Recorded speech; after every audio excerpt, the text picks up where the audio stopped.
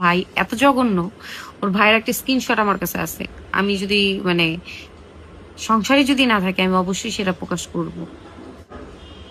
সবার অনেক কিউরিওসিটি যে আমার সংসার কি ভেঙে গেছে, আমার কি ডিভোর্স হয়েছে। না, আমার ডিভোর্স হয় নাই।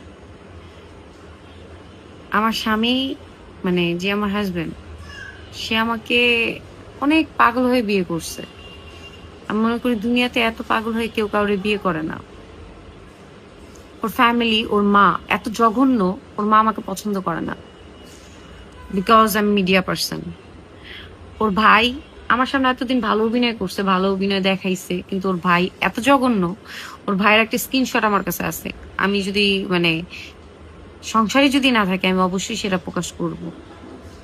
বাট আমি ওর ভাইয়ের অনেক রেসপেক্ট করতাম। ওর ছোট ভাই, ওর বোন, ওর বোনের কথা নাই বললাম। বোনরা তো ননদরা তো সবসময় খুবই ভালো হয়, যেটা সব মানে মেয়েরাই জানে। তো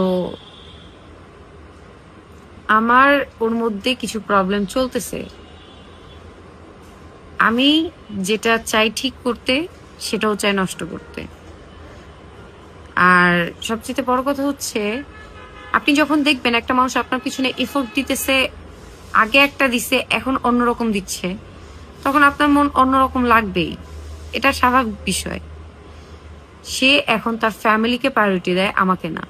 আর আগে কি বলতো জানেন, তোমার জন্য আমি দুনিয়া ছেড়ে দিব, কিন্তু আমি মানে তোমাকে ছাড়বো না, মানে তোমাকে কোনোভাবেই আমি ছাড়তে দিব না। তো এই জীবনটা তো আমি চাই নাই। আমি তো তাকে বহুবার বহুভাবে রিজেক্ট করছি, বহুভাবে। তার থেকে বাঁচার জন্য আমি অনেক কিছু করছি। এরপরে আসুক বিয়ের কথা। বিয়ের পরে আমার জীবন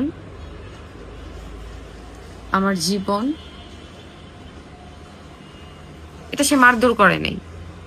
আমি মানে এখন না আমার বাঁচতে ইচ্ছা করে না। কেন বাঁচতে ইচ্ছা করে না জানেন? কারণ যে পুরুষ এত ভালো মুখোশ দিয়ে এত ভালো মানে সুন্দর মতো করে জীবন আইসা জীবন নষ্ট করতে পারে, তাহলে খারাপ পুরুষরা একটা ভালো মেয়ের জীবন কি করতে পারে?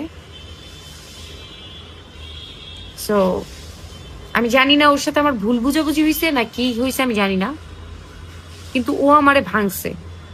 আর আমি চাই আল্লাহ ওরে ভাঙুক। এর থেকে বড় বিচার তো আর নাই। যাদের অনেক কিউরিওসিটি ছিল যে আমাকে নিয়ে জানতে চাইছেন, আমি ক্লিয়ার করে দিলাম।